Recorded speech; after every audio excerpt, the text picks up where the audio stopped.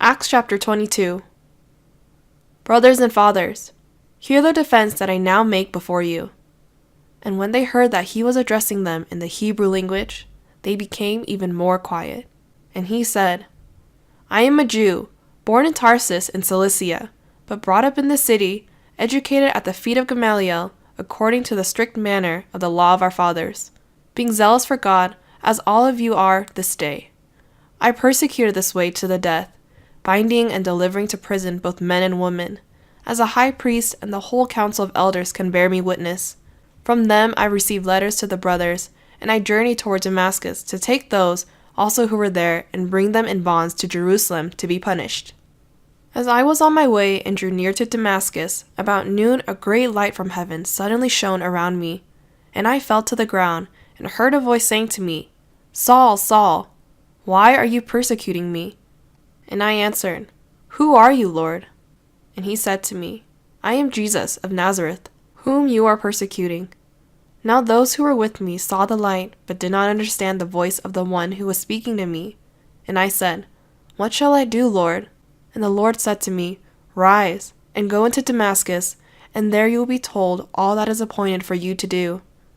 And since I could not see because of the brightness of that light, I was led by the hand by those who were with me, and came into Damascus. And one Ananias, a devout man according to the law, well spoken of by all the Jews who lived there, came to me, and standing by me said to me, Brother Saul, receive your sight. And at that very hour I received my sight and saw him.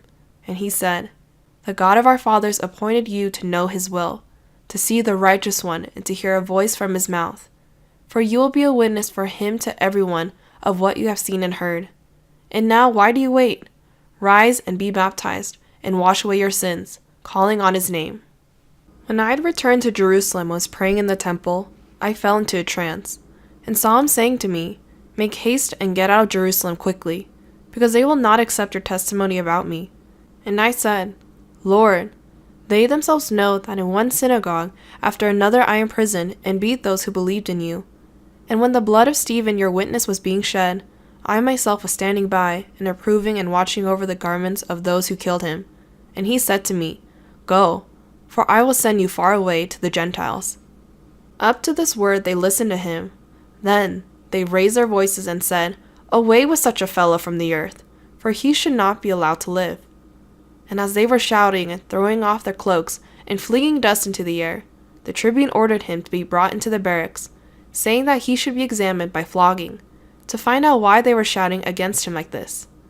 But when they had stretched him out for the whips, Paul said to the centurion who was standing by, Is it lawful for you to flog a man who is a Roman citizen and uncondemned? When the centurion heard this, he went to the tribune and said to him, What are you about to do? For this man is a Roman citizen. So the tribune came and said to him, Tell me, are you a Roman citizen? And he said, Yes. The tribune answered, I bought the citizenship for a large sum. Paul said, But I am a citizen by birth. So those who were about to examine him withdrew from him immediately, and the tribune also was afraid, for he realized that Paul was a Roman citizen and that he had bound him. But on the next day, desiring to know the real reason why he was being accused by the Jews, he unbound him, and commanded the chief priests and all the council to meet, and he brought Paul down and set him before them.